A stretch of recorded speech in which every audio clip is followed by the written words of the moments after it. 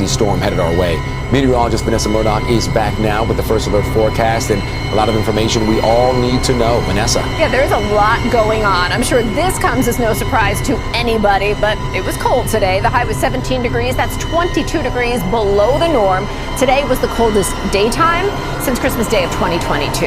Live outside right now, not a whole lot to see here. It's not snowing yet. Won't be snowing till tomorrow morning in the wee hours. But in general, the clouds are thickening out there. 17 degrees feels closer to 9 in the city. What's new with regard to the storm that we're tracking? This first big storm in years. We are anticipating more snowfall now north of the city. As we look closely at this forecast, though, we now anticipate more mixing in the city, points south and east, and that will bring down some totals. As we check out the winds, we do anticipate the possibility of blizzard conditions.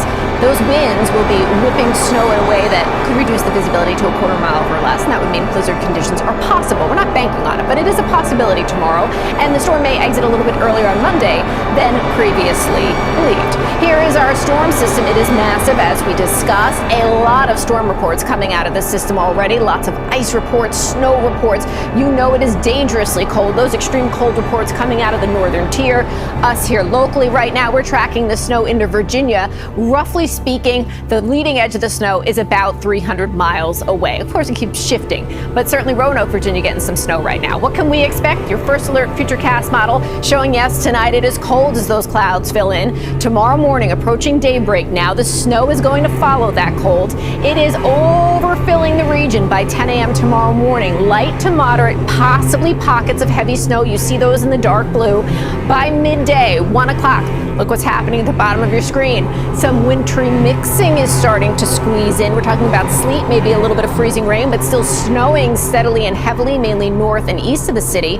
5 o'clock, all right, now that rain snow line is in the city. We're seeing mixing across the city, points east and south, still snowing to the north. And then after 9 o'clock, we're going to watch this storm system slowly exit. So what are we talking about when it comes to totals of both snow and ice? I want to toss it over to my colleague, meteorologist Scott Paget. He's got more on this storm and how it's going to move forward. And thanks so much, Vanessa. We've been talking about those totals as we've been going through the week ahead. So as we take a look, we've had this box now that has popped up here for us. So this is our latest thinking as far as how much snow we can see. And you notice it's a change from the south to the north. Well, a little bit of a change further down through parts of Monmouth County and Ocean County, between 4 to 9 inches of accumulation because of more mixing happening. Still keeping about 8 to 12 inches. That does include the city. You can see stretching through the north sides there of Long Island, but just to the north and the west through parts of Passaic County and Bergen County as well. 12 to 18 inches, and then further to the north and the west, lower Hudson, Sullivan, Ulster, Dutchess County, 18 to 22 inches can't be ruled out.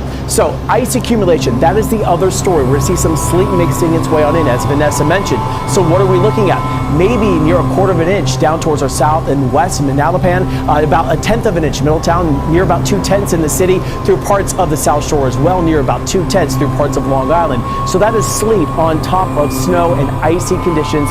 They're going to be sticking around as you're going to be maybe heading on out for you. So because of all of that, we have a winter storm warning that goes into effect at 3 o'clock in the morning, and it remains in effect until 6 p.m. on Monday because of that heavy snow and that ice moving in, and then even some gusty winds. So it is definitely a storm that we've been keeping our eyes on over the past few days, and now it is less than 12 hours from making its way here into the tri-state. Let's drop this box here for you to show you, as Vanessa mentioned, where we're sitting at least for right now as far as the temperature is concerned. It is 17 degrees, but when you factor in the winds at times, it feels colder than that.